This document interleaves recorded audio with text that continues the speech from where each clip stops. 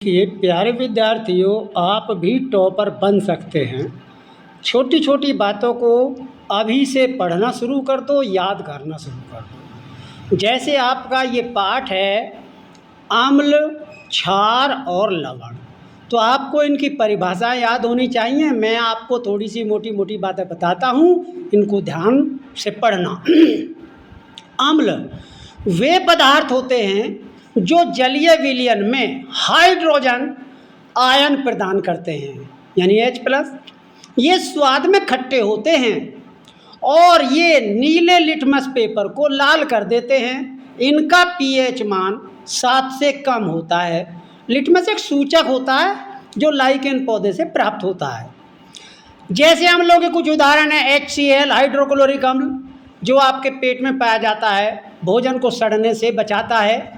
H2SO4 सांद्र sulphuric अम्ल, जिसे हम अम्लों का राजा कहते हैं। साइट्रिक अम्ल जो नींबू और संतरे में पाया जाता है। इमली टार्टरिक अम्ल इसमें पाया जाता है। तो इस प्रकार से आप याद कर सकते हैं। क्षार, अब क्षार इसका उल्टा है।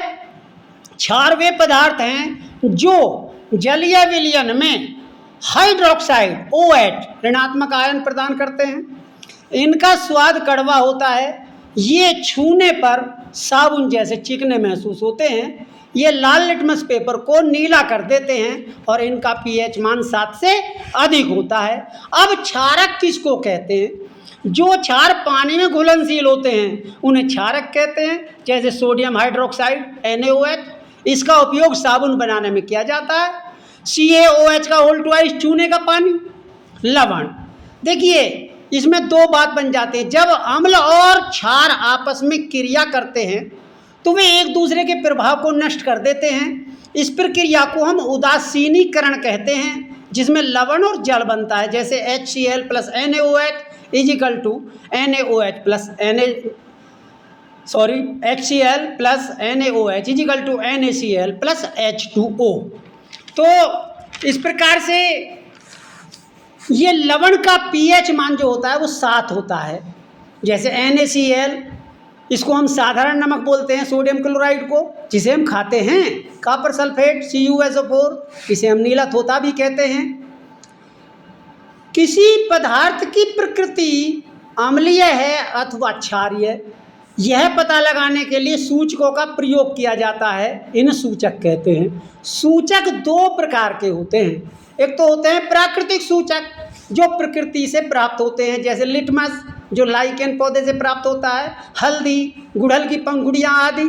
नंबर 2 होते हैं संश्लेषित सूचक जो मानव द्वारा निर्मित होते हैं, जैसे मिथाइल आयन, फिनोल्फ्थालीन आदि।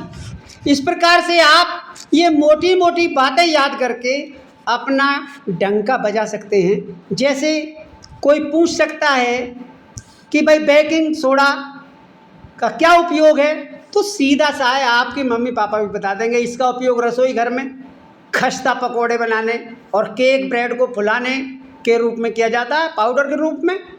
यह एक एंटासिड का मुख्य घटक है जो पेट की अम्लता को दूर करने में काम आता है। इसका उपयोग सोडा अम्ल अग्निशमक में भी होता है। तो देखिए आपको ये जानकारी कैसी लगी। यदि आप ये मोटी मोटी बातें याद करेंगे तो आपको बहुत कुछ हासिल हो सकता है। और अभी से आपको अच्छे नंबर लाने के लिए मेहनत करनी है। तो आपको ये मेरी मोटी मोटी बातें कैसी लगती हैं, आप कमेंट्स बॉक्स में अवश्य लिखें। इसी के साथ जय हिंद, जय भारत।